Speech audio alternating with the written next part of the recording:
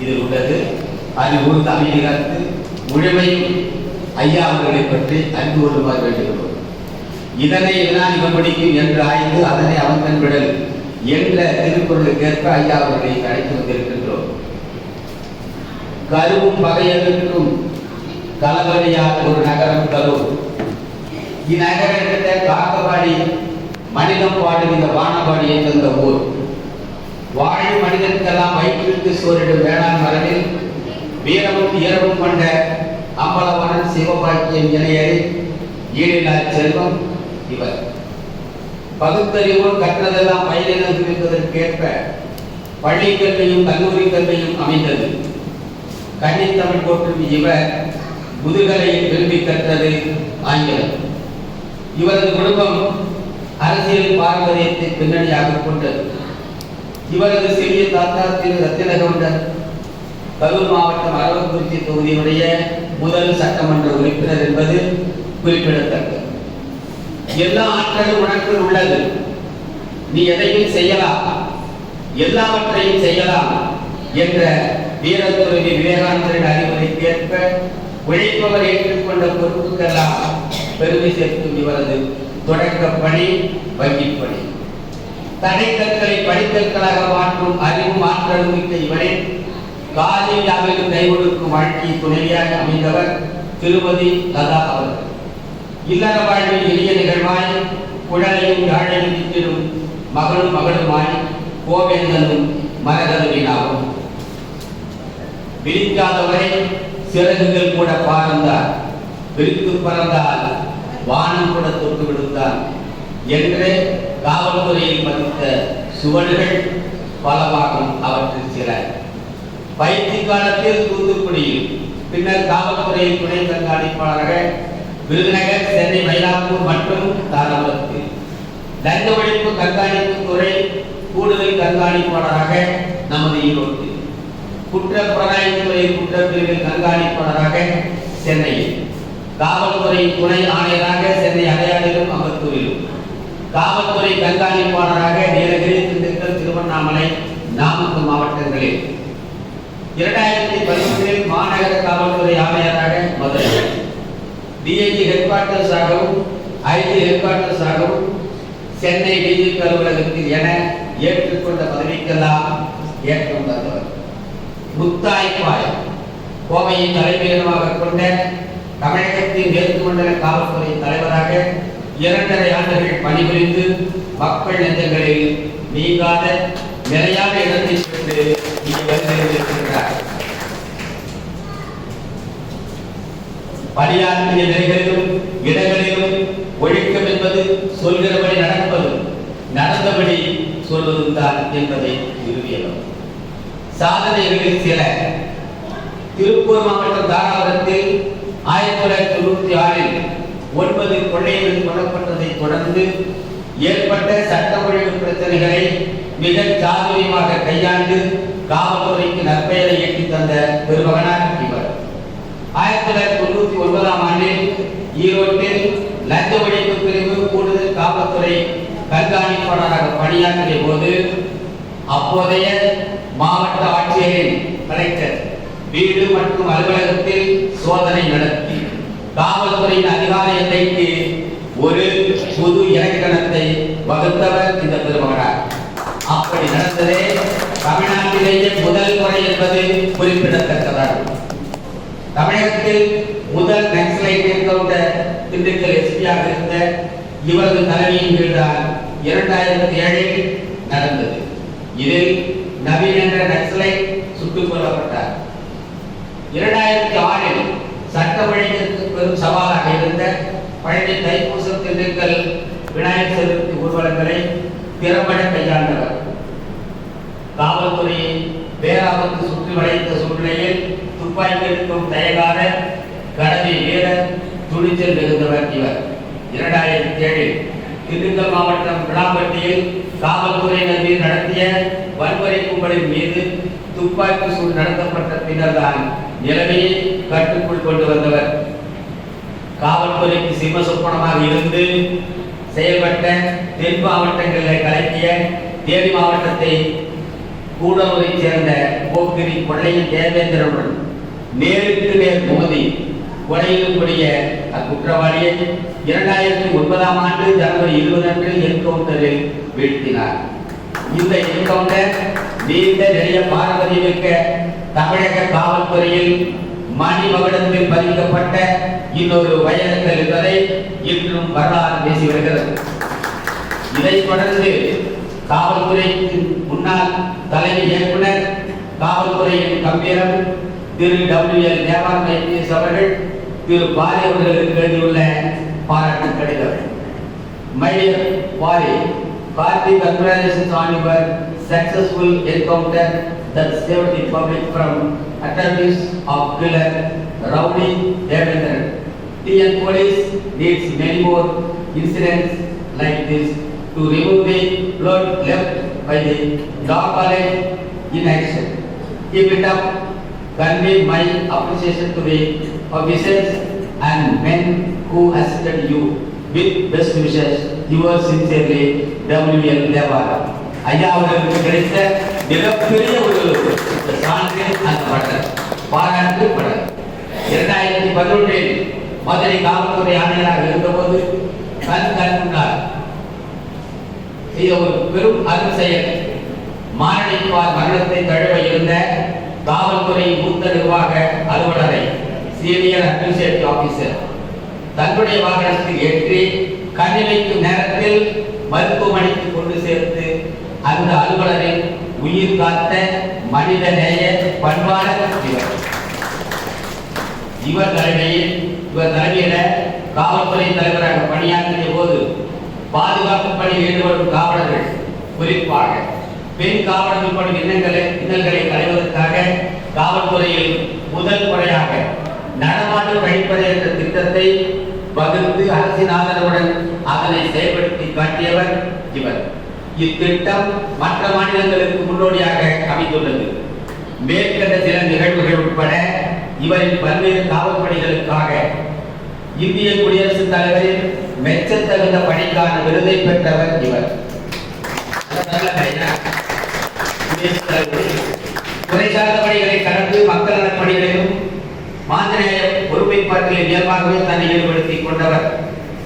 அன்னை தமிழிலும் அகிலம் அதிகம் பேசும் ஆங்கிலத்திலும் சொல்லும் சொல்லை வெல்லும் சொல் இன்மை என அறிந்து உரையாடி உறவாடி விற்கொண்ட இருமொழி சொற்கொண்ட இவர் எந்த ஒரு குறிப்பையும் கையில் வைத்துக் கொள்ளாமல் எந்த நேரத்திலும் எந்த தலைப்பிலும் பேசக்கூடிய பேராற்றல் மிக்க பெருந்தகையாளர். மொழி உணர்வு, இன உணர்வு ஆகியன ஒரு சமுதாயத்தின் கண்களாக விளங்க வேண்டும் என்ற கொள்கையை ஆணித்தரமாக பின்பற்றுவோம். மாணவ சமுதாயத்தின் மீது மற்றற்ற பற்று கொண்ட இவர் பள்ளிகளிலும் கல்லூரிகளிலும் ஆற்றுகிற தனது உரை மூலம் இளைய சமுதாயத்தினருக்கு ஒளி விளக்காக திகழ்கிறார். ஆன்மீகத்தில் அளவற்ற நாட்டம் கொண்ட இவர் அதே நிலையில் ஆன்மீகம் என்கிற ஆன்மீகத்திற்கு பகுத்தறிகின்ற ஆணியராக இருக்க வேண்டும் என்ற அவாவுடையவர்.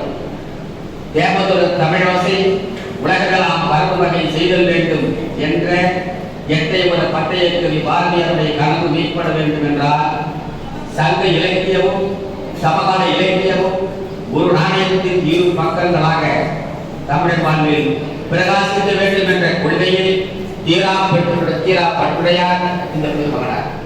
கண்டி தமிழ் மற்றும் இக்காவலரை 2018 மலேசிய நாடு அழைத்து இவரது காவல் மற்றும் தமிழ் படிப்பாக உயர் விருது வழங்கி உளமாறு பாராட்டியது நினைவில் கொள்ளத்தக்கது. நிகரமாக பணி நிறைவு பெற்ற பிறகும் தமிழக அரசு இவரை லோக் ஆயுக்தா தேர்தல் கமிட்டியின் உறுப்பினராக நியமனம் செய்தது இவரது திறமைக்கு கிடைத்த மிகப்பெரிய அங்கீகாரமாகும். 2018 பிப்ரவரி மாதம் சென்னையில் மாண்புமிகு தமிழக முதல்வர் தலைமையில் நடந்த அரசு அதிகாரிகளுடைய மாநாட்டில் இவர் ஆற்றிய உரை வலைத்தளங்களில் வைரலாகி இன்றும் உலாவது கொண்டிருக்கிறது. இந்நிகழ்வு இலக்கிய வேலைகளையும் தாண்டி அலுவலக பணிகளிலும் இவர் இணையில்லா பேராற்றல் கொண்டவர் என்பதற்கு சான்றாக விளங்குகிறது. கோவையில் டைம்ஸ் ஆஃப் இந்தியா பத்திரிகை நடத்திய ஒரு சமுதாய திட்டத்தில் தனது பங்களிப்பிற்காக மேதகு தமிழக ஆளுநரிடம் சிறப்பு விருது பெற்றவர் என்பது மிகச் சிறப்பான ஒரு குறிப்பாகும். காலம் தவறாமை, கண்ணியம் குறையாமை, கடமை மறவாமை இவற்றின் வடிவமாக இதோ நமது சிறப்பு விருந்தினராக எழுந்திலே இருக்கக்கூடிய ஐயா அவர்கள் திருமிகு ஆப்பாறை ஈகாப்பா அவர்களை அறிமுகம் செய்து வைப்பது மகிழ்வடைகிறேன். நன்றி, வணக்கம்.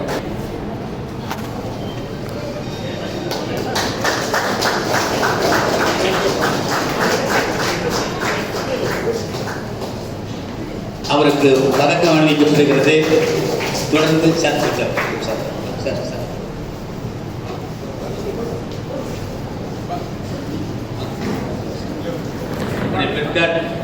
தலைவர் துணைத் தலைவர் சேர்ந்து ஐயா அவர்களுக்கு நல்லாடை அணிவித்துக் கொண்டிருக்கிறார்கள். மீண்டும் பெட்காட் அமைப்பின் சார்பில் ஒரு சிறப்பு ஆடை, சிறப்பின் சிறப்பாக ஐயா அவர்களுடைய வருகைக்காக பாராட்டி சிறப்பு கேடயம் சென்னிமலை குடிமக்கள் நுகர்வோர் மன்றத்தின் சார்பில் இப்பொழுது அனைவரும் சேர்ந்து வழங்குகிறார்கள்.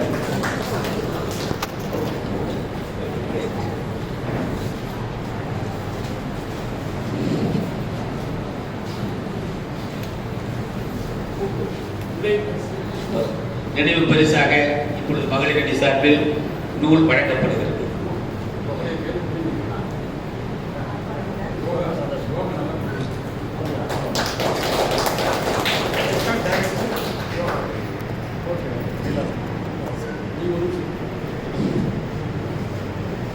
நன்றி. இனி ஐயா அவர்களது சிறப்புரை அருள் கூர்ந்து அமைதி காத்து முழுதும் அதை விரும்பி செவிமடுக்குமாறு அன்போடு வேண்டுகிறோம்.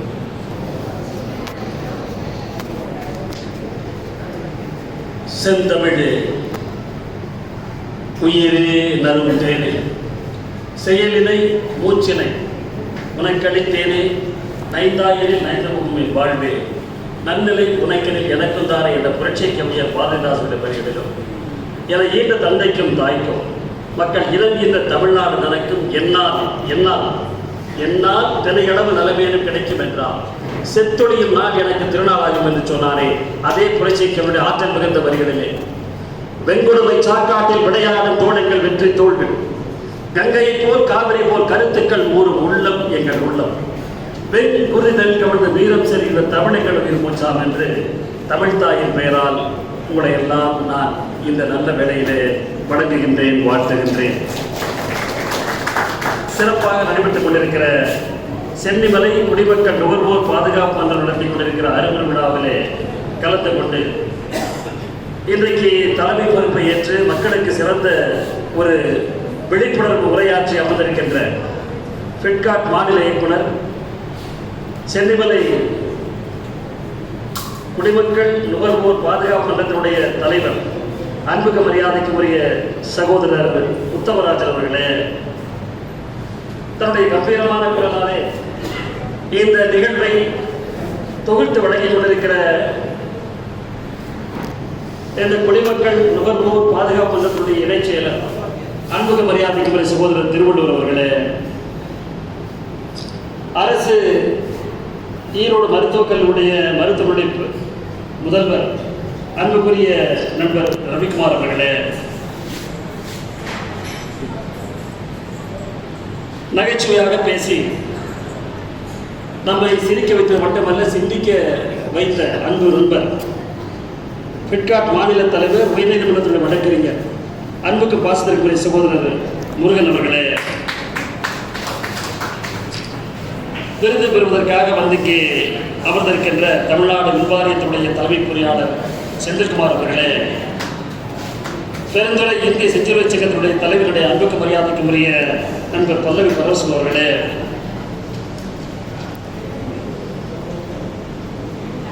பெட்காட் மாநில துணைத் தலைவர் சிந்து சுப்பிரமணியம் அவர்களே, பெட்காட் இயக்குனர் திரு சீனிவாசன் அவர்களே, நன்றி உரையாற்ற காத்திருக்கின்ற பொருளர் திருப்பதி லீலாவதி அவர்களே, இத்தொலைக்கு மேலாக ஒரு நல்ல ஞாயிற்றுக்கிழமையிலே மற்ற வேலைகளிலே கவனம் செலுத்தாமல் இந்த நிகழ்வுக்கு வர வேண்டும் என்றும் இந்த நிகழ்வை சிறப்பிக்க விடுவதற்காகவும் தன்னுடைய பொன்னான நேரத்தை இங்கே காணிக்கையாக்கி அமர்ந்திருக்கின்ற பெருந்துறையும் சென்னை வாழ் பொதுமக்களே, இந்த நிகழ்ச்சியை சீரோடு சிறப்பு அமைத்து பெருமைக்குரிய இந்த குடிமக்கள் பாதுகாப்பு பதத்தினுடைய பல்வேறு நிலைகளில் பணியாற்றக்கூடிய அன்புக்கு முறையான நண்பர்களே, ஆண்டவர்களே, சார்ந்தவர்களே, பத்திரிகை நண்பர்களே, தொலைக்காட்சி நண்பர்களே, உங்கள் அனைவருக்கும் வேண்டிய மதிய வேலை வணக்கங்களை வாழ்த்துக்களை தெரிவித்துக் கொள்வதில் மக்கள் மகிழ்ச்சி அடைகிறேன்.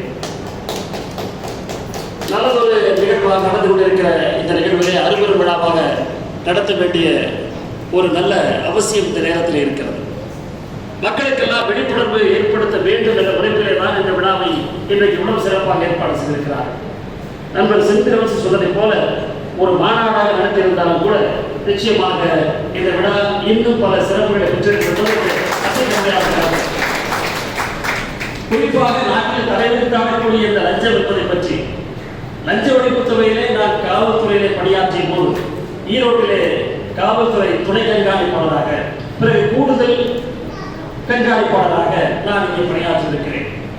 அன்றைக்கு சென்னையிலே நான் இந்த துறையிலே முதல்வராக காவல்துறையிலே சட்ட ஒழுங்கை பாதுகாக்கின்ற அந்த பொறுப்பிலே இருந்து முதலாக லஞ்ச ஒழிப்பு துறைக்கு மாற்றப்பட்ட போது சென்னைக்கு சென்றேன். அங்கே என்னை சந்தித்த அந்த லஞ்ச ஒழிப்பு துறை இயக்குனர் சொன்னார், பொதுவாக உங்களுடைய காவல்துறையிலே லஞ்ச ஒழிப்பு துறையிலே கிடைச்சவர் யார் என்று கேட்டால் இந்த தலையில எண்ணெய் இல்லாத ஒரு ஹிட்லர், அங்கே இருக்கிற டிபியில ஒரு லைன்மேன், தாசா அலுவலகத்தில் இருக்கிற ஒரு பியூன், இல்லாவிட அந்த மோஸ்ட் ஒரு ரெசிடென்ட் இன்ஜினியர் டிபி, இப்படித்தானே நீங்கள் வழக்கு பதிவு செய்கிறீர்கள். பெரிய பெரிய திமிக்கல்கள், பெரிய திமிக்கல்லாம் இருக்கிறதா அதையெல்லாம் பிடிக்க விடும் அல்லவா, அது போல ஏதாவது சிறப்பாக நீங்கள் செய்யுங்கள் என்று சொல்லி ஆசீர்வாதம் செய்து அனுப்பினார். நான் ஈரோட்டுக்கு வந்தேன். ஈரோடு மாவட்டத்திலே சிறப்பாக என்று சொல்வது டாப் மேன், சாதாரண அரசு அலுவலர்களை அங்கே கண்காணித்து அவர்களை பொறியில் பிடிப்பது என்பது ஒரு எளிதான காரியம் தான். ஆனால் மிக உயர்ந்த பதவிகளில் இருக்கிற ஒருவர் நீங்கள் நடவடிக்கை எடுக்க வேண்டும் என்று சொன்னால் அது அரசாங்கத்துடைய ஆதரவு தேவை, ஒத்துழைப்பு தேவை, அனுமதி தேவை. நான் இங்கே வந்தேன். இப்படி சொல்லிவிட்டார் நம்முடைய இயக்குனர் சொன்னாரே, மிகப்பெரிய ஆட்களுக்கு பிடிக்கணும் என்று சொன்னாரே, இந்த மாவட்டத்திலே மிகப்பெரிய ஆள் யார் என்று பார்த்தேன். இந்த மிகப்பெரிய ஆள் யாராக இருக்கக்கூடிய மாவட்டத்தோட ஆட்சித்தலைவராக அதை சென்று ரிப்போர்ட் கலைச்சர் தான் உண்மை. நான் சென்றவுடன் இங்கே பணியில சேர்ந்தவுடன் அவர்களே ஒரு அறிக்கை தயாரித்து அரசுக்கு அனுப்பி, அரசுக்கு அனுப்பதற்கு முன்னால் அது லஞ்ச ஒழிப்புடைய இயக்குநருக்கு சென்று அவர் அதை எடுத்து சென்று அங்கே விஜிலன்ஸ் கமிஷன் மூலமாக அரசு அதை சமர்ப்பித்து, சரி இவ்வளவு தூரம் ஊழலில் ஈடுபட்டுக் கொண்டிருக்கிற ஒரு மனிதர்கள் நடவடிக்கை எடுத்தால் அது நிச்சயமாக அரசுக்கு நல்ல வழி கிடைக்கும் என்று அன்றைக்கு அனுமதித்தார். அன்றைக்கு அனுமதி வாங்கிக் கொண்டு சென்னையிலிருந்து வருகிறோம். வாங்கி கொண்டு வந்த பிறகு முதலாக மாவட்ட ஆட்சித்தலைவருடைய வீட்டுக்குள்ளே சென்று அவரிடம் உங்கள் மேல் கைது வாரங்கள் சர்ச் வாரண்ட் தேடுவதற்கான வாரண்ட் இருக்கிறது என்று சொல்லி அவரை அமர வந்து அவருடைய இல்லம் பூராவும் இருக்கிற சோதனை செய்து, பிறகு அவரே என்னுடைய வண்டியை என்னுடைய வாகனத்தில் ஏற்றி என்னுடைய காவல்துறை கண்காணிப்பாளர் என்று கூட இருக்கிறார், அவருடன் சேர்ந்து பிறகு ஈரோடு மாவட்ட ஆட்சித்தலைவருடைய அலுவலகத்துக்கு வருகிறோம். ஈரோடு மாவட்டத்திலே கொந்தளித்துக் கொண்டிருக்கிறோம். ஒரு மாவட்ட ஆட்சித்தலைவருடைய இல்லத்திலும் அவருடைய அலுவலகத்திலும் இது போன்ற ஒரு செயல் நடக்கிறதா சொன்னால் இந்திய திருநாட்டிலே இதுவரை இது போன்ற அதன் பிறகு நான் அவர்கள் அறிக்கை அனுப்பி அதன் பிறகு அவர்கள் அங்கே துறை ரீதியாக நடவடிக்கை எடுக்கப்பட்டு பிறகு அவர் சில பிறகு அதெல்லாம் இதை நான் ஏன் சொல்கிறேன் என்று சொன்னால், காவல்துறையிலே என்னுடைய கரைகளை விரித்து சொல்லுகிறேன். இந்த கரைகளை சொல்லுகிறேன், கரைபடியாத கரம் என்று சொல்வார்கள், அதை பற்றி எனக்கு கவலை இல்லை. இதுவரை என் மனசாட்சிக்கு தெரிந்து நான் யாரும் எந்த ஒரு நேரத்திலும் எதற்காகவும் ஒரு பைசா இதை நான் நிச்சயமாக அடித்து சொல்ல முடியும். என்னை ஒரு நிருபர் கேட்கிறார், நீங்கள் எப்படி இவ்வளவு நேர்மையாக இருக்கிறது கேட்க சொன்னார், that is quite natural. I'm born for that. நான் இதற்காகத்தானே பிறந்திருக்கிறேன். To be honest is very natural. நீங்கள் நேர்மையாகவும் கண்ணியமாகவும் நாணயத்தோடு நடப்பது இயற்கையானது. அதுக்கு தானே படைக்கப்பட்டிருக்கிறீர்கள். ஏதாவது ஒரு வாங்கிவிட்டால்தானே பயப்பட வேண்டும். அவர் மேல் அந்த வழக்கை நடத்திவிட்டு அதுக்கு பிறகு அரசு சம்பந்தமான சாட்சிகளை விசாரிக்கும் போதெல்லாம் மிகவும் நகைச்சுவாக இருந்தது, மிகவும் துயரமாக இருந்தது. இப்படியெல்லாம் நாட்டு நடக்கமாக நடந்து கொண்டிருக்கிறது. ஆகவே இந்த லஞ்ச ஒழிப்புத்துறை இன்றைக்கு அவர் செய்த பணிகளை இன்றைக்கு இவருடைய குடிமக்கள் பாதுகாப்புக்கு செய்து கொண்டிருக்கிறது சொல்லும் போது நான் நிச்சயமாக உண்மையிலேயே அவர்களை பாராட்ட வரவேற்கிறேன்.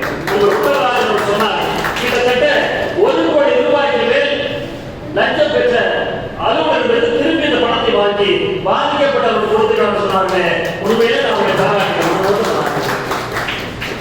நம்ம ஊரில் அவர் சொன்னார், கையூட்டு என்பது என்ன, அன்பளிப்பு என்பது என்ன, அதிகமாக சொல்லப்படுகிறது. அதை சொல்லவில்லை. அதான் மாமூல்.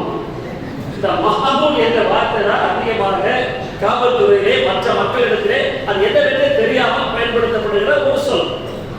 அந்த சொல்லுக்கு என்ன பொருள்? What is the difference between corruption and மாமூல்? அல்லது லஞ்சத்திற்கும் மாமூலுக்கும் என்ன வித்தியாசம், என்ன வேறுபாடு எனக்கு தெரியுமா? ஏதாவது ஒரு குறிப்பிட்ட காரியத்திற்காக திடீரென்று யாருக்காவது ஒருவருக்கு லஞ்சம் கொடுக்க வேண்டிய சூழ்நிலை ஏற்பட்டால் அது லஞ்சம். தொடர்ந்து நாம் செய்து கொண்டிருக்கிற கெட்ட செயல்களுக்கு உறுதுணையாக ஒரு அதிகாரியை நாம் வைத்துக் கொள்ள வேண்டும் என்று சொன்னால் அதை கொடுப்பது மாமூல். லஞ்சம் என்பது ஒரு வழியில் நாம் கொடுப்பது, மாமூல் என்பது தெரிந்தே தன்னை வளப்படுத்திக் கொள்வதற்காக கொடுப்பது. ஆகவே கொடுப்பது குற்றம், வாங்குவது குற்றம் என்று சொன்னால் பெர்மிஷன் கரப்ஷன் அதுல என்ன சொல்லுகிறார்? டிஸ்ப்ரப்போர்ஷனேட் 13.D சொல்லுகிறார். உடைய வருமானத்திற்கு மீறி சொத்து என்று சொன்னால் நிச்சயமாக அதற்குள்ளே இருக்க வேண்டும். அதற்கு மீறி இருந்தால் அது நிச்சயமாக குற்றம். ஆகவே இது போன்ற விழிப்புணர்வு நம்முடைய மக்களுக்கு ஏற்படுவதில்லை.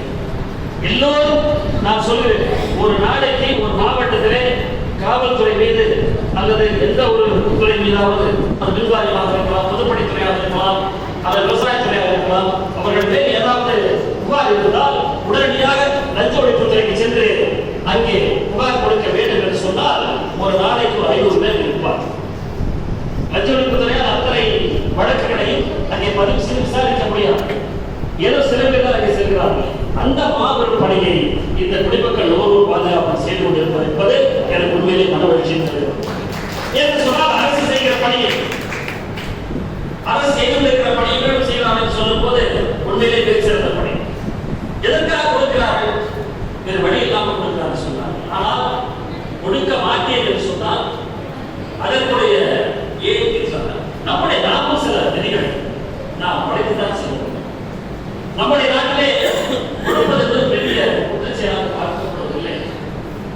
சட்டத்தை மீறி நடப்பது என்பது ஒரு தார்மீகமான ஒரு உணர்வுகளுக்கு எதிரானது என்ற கருத்து மாணவர்களிடத்திலே அல்லது மக்களிடத்திலே அளிக்கப்படுவதில்லை. ஒரு மாணவன் ஒரு இருசக்கர வாகனத்தில் செல்லுகிறான், அங்கே டிராபிக் சிக்னல் இருக்கிறது, அங்கே ரெட் லைட் எடுத்து கொண்டிருக்கிறது, அங்கே அதை தாண்டி போகக்கூடாது என்பது அவருக்கும் தெரியும், எல்லோருக்கும் தெரியும். ஆனால் அவர் அதை தாண்டி வருகிறார், ஒரு காவலர் பார்த்து விடுகிறார், அவரை துரத்துகிறார். அந்த காவலருடைய பிடியிலே சிக்காமல் வீட்டுக்கு சென்று அன்னையிடத்தில் சொல்கிறார், அம்மா என்னை காவல் துரத்துகிறார், நான் ரெட் லைட் போட்டு நிற்கவே இல்லை, வந்து விட்டேன், என்னை பிடிக்க முடியல சொல்வது அருமையா வந்து சபாஷா தம்பி என்று சொல்லி அந்த மாணவனை பாராட்டுகிறாரே தாய், அந்த தாய் தான் இந்த நாட்டின் மிகப்பெரிய வெட்கக்கேடு. எந்த அயல் நாடுகளை பற்றி என்னவோ சொல்லிக் கொண்டிருக்கிறோம் அல்லவா? அயல் நாடுகளே இது போன்ற குற்றத்தை யாருமே ஊக்குவிப்பதில்லை. அயல் நாடுகளே இது போன்ற இல்லவே இல்லை, அங்கே லஞ்சம் இருக்கிறது. ஆனால் எதற்காக செய்கிறார்கள் சொன்னால் சட்டபூர்வமான விதிகளுக்காக அவர்கள் வாங்குவதில்லை. சட்டத்தை படைத்து செய்கிற செயல்களுக்காகத்தான் அவர்கள் அங்கே லஞ்சம் வாங்குகிறார்கள். இது அரிஸ்டாட்டில் காலத்திலே இருந்து ஆதாம் காலத்திலிருந்து வருகிறது சொல்கிறார்கள், இல்லை என்று சொல்லவில்லை. ஆனால் இங்கே என்ன நடக்கிறது சொன்னால் தான் சாதாரணமாக செய்ய வேண்டிய ஒரு பணியை எதற்காக அரசாங்கம் இங்கே ஊதியம் கொடுக்கிறதோ, எதற்காக சம்பளத்தை வாங்குகிறானோ அதற்கு எதிராக அதை வாங்கிக் கொண்டு சட்டபூர்வமாக கொடுக்க வேண்டிய ஒரு காரியத்திற்காக அதற்கு லஞ்சம் வாங்கினாலே அது மிக மிக கொடுமையானது. எனக்கு தெரிந்து பள்ளிவாளையத்தில் கிட்டத்தட்ட 20-25 ஆண்டுகள் இருக்கலாம், 30 ஆண்டுகள் இருக்கலாம், ஒரு நகைச்சுவையான ஒரு நிகழ்வு நடந்தது. அதை பற்றி அரசு அலுவலகம் தெரிந்திருக்க விடும் அல்லவா? ஒரு வில்லேஜ் அட்மினிஸ்ட்ரேட்டிவ் ஆஃபீஸர் அவர் ஒரு பட்டா கொடுப்பதற்காக அவர் அங்கே பரிந்துரை செய்ய வேண்டும். 50 ரூபாய் கேட்கிறார். 50 ரூபாய் கொடுப்பதற்காக அவர் அங்கே லஞ்சம் கேட்கிறார். உடனடியாக நம்முடைய லஞ்ச ஒழிப்பு துறைக்கு அங்கே புகார் வருகிறது. இங்கே எல்லோரும் செல்கிறார்கள். எல்லோரும் சென்று அவர் உடனே வாங்கி கொண்டார். வாங்கி கொண்ட பிறகு அங்கே சோடியம் கார்பனேட், ஃபினாப்தல் என்ற பவுடர் அங்கே அந்த ரூபாய் நோட்டிலே அங்கே தடவி அனுப்புவார்கள். அதை தொட்டால் அதற்கு பிறகு அந்த ஃபினாப்தல் கரைசல் இருக்கும் அல்லவா, அந்த சோடியம் கார்பனேட் கரைசல், அதில் ஒரு விரலை கிடைத்தால் அது பிங்க் கலராக மாறும். அதான் அந்த நோட்டை நீங்கள் கையாண்டிருக்கீர்கள், நீங்கள் லஞ்சம் வாங்கி என்று பொருள். ஆகவே அவர் அதை 50 ரூபாய் வாங்கிவிட்டார். உடனடியாக இன்ஸ்பெக்டர் உள்ளே செல்கிறார். உள்ளே சென்று 50 ரூபாய் வாங்கியிருக்கீங்களா அப்படின்னு கேட்டார். ஆமாம் sir. Nobody will say yes. But அவர் சொன்னார், ஆமாம் 50 ரூபாய் வாங்கியிருக்கிறேன், நான் லஞ்ச ஒழிப்புத்துறை இன்ஸ்பெக்டர் தெரியுமா? சரி சார், அதெல்லாம் இல்லை சார். உடனே டிஎஸ்பி உள்ள வந்தார். பின்னாடி டிஎஸ்பி நிற்கிறார். உடனே உள்ள வந்தார். இவர் டிஎஸ்பி தெரியுமா? சார், யாராக இருந்தாலும் 50 ரூபா தான் சார். யார் எந்த ரெக்கமெண்டேஷன் இருந்தாலும் நீ யார் கொண்டு தான் சரி, நீ கலெக்டரே போய் கேளுங்க, 50 ரூபா தான் வாங்குவார், அதுக்கு மேலே வாங்க மாட்டேன்னு சொல்ல கேளுங்க. யாராவது ஒரு ஏழை பணக்காரர் இருப்போம் இல்லாதவன் என்றெல்லாம் வித்தியாசம் பார்ப்பதில்லை. எல்லோருக்கும் ஒரே சட்டம். என்னை பொறுத்தவரை என்னுடைய நீதிமன்றத்திலே நான் தான் நீதிபதி.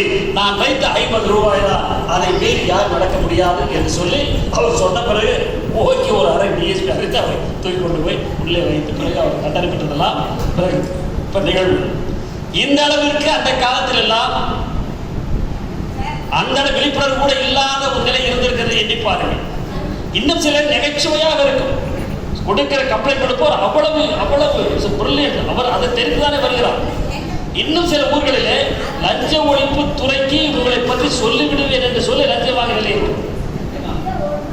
இது இல்லை என்று அவர் சொல்ல முடியாது. இன்னும் ஒரு சில நிலைகளிலே ஒரு இடத்தில் எனக்கு தெரியும், லஞ்சம் கொடுப்பதை பிடிக்க வேண்டும் என்று சொன்னால் அந்த இன்ஸ்பெக்டர் லஞ்சம் கொடுத்து கூட்டி வர வேண்டும். இது இன்னொரு டைமென்ஷன். இப்படி லஞ்சம் has got so many dimensions. ஆனால் இது கரையான் போல நம்மை அறித்துக் கொண்டிருக்கிற மிகப்பெரிய வியாதி.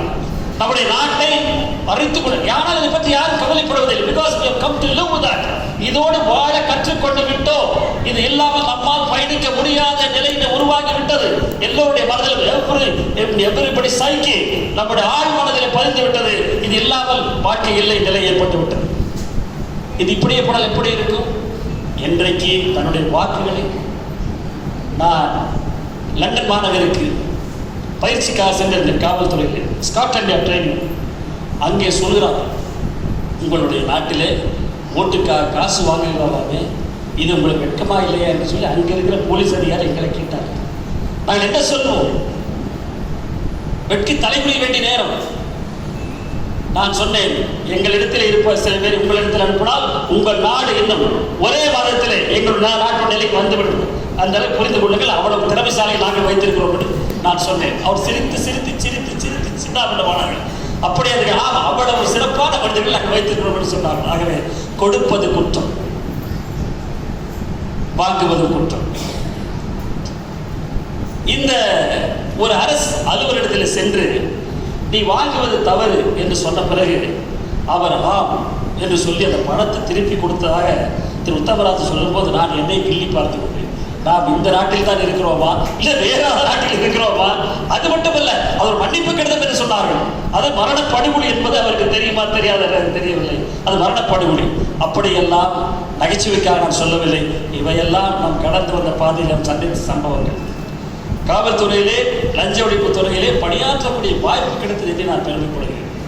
ஆனால் சில இல்லங்களிலே சென்று ஒரு இல்லத்தில் சென்று அவர் மின்வாரியத்தில் பணியாற்றுகின்ற உயரதிகாரி சூப்பர்டென்ட் இன்ஜினியர் அவருடைய வீட்டில் அவர் மாறுதலிலே வந்துவிட்டார். சேலத்திலே இருந்து மாறுதலாகி ஈரோட்டுக்கு வருகிறார்.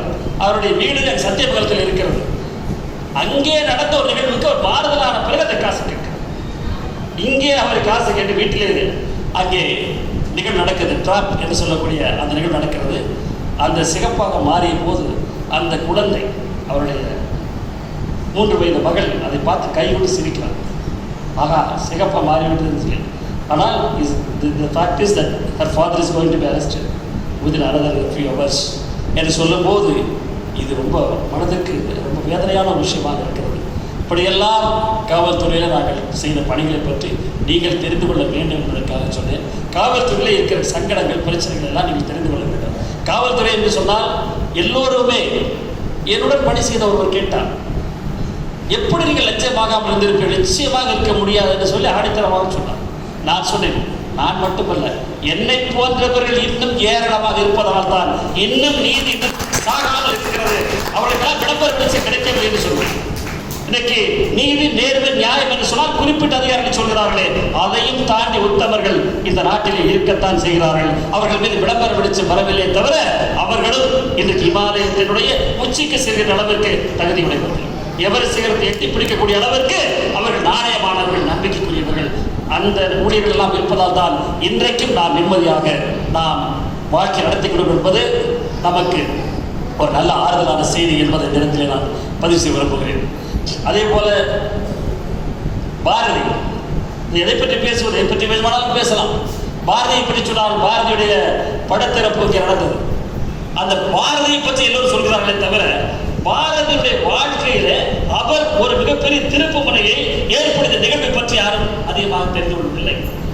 பாரதி அதுவரை எதை பற்றி பேசிக் கொண்டிருந்தார் தெரியுமா?